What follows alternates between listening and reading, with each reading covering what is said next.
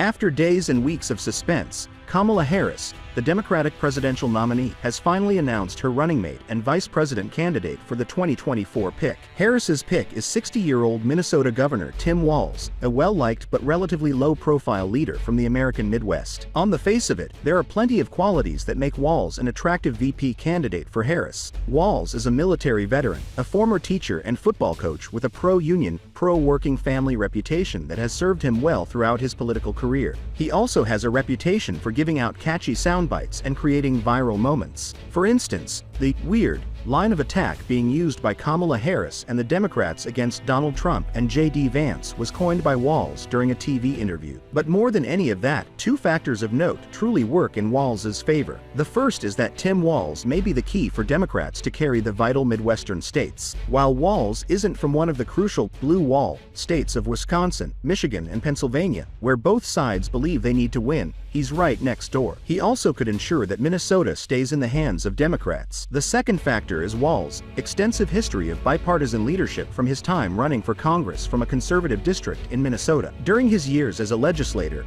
Walz was popular with a broad swath of voters, whether they be moderates or independents. He also found common ground more often than not with Republicans on agriculture and veteran affairs.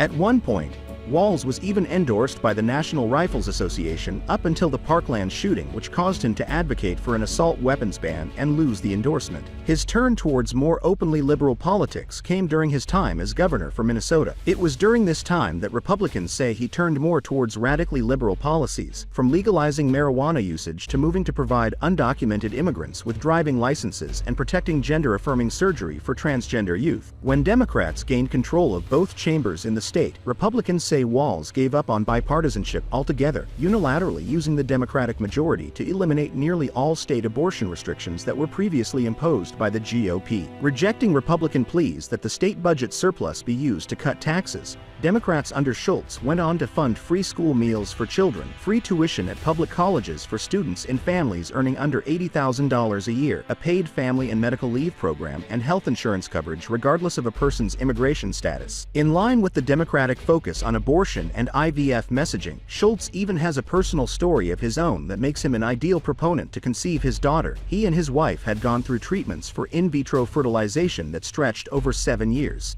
More than anything else, Schultz is known to have a good relationship with Harris, with the Democratic candidate describing the governor as authentic. Do tell us what you think about this video in the comments section and subscribe for more U.S. election news.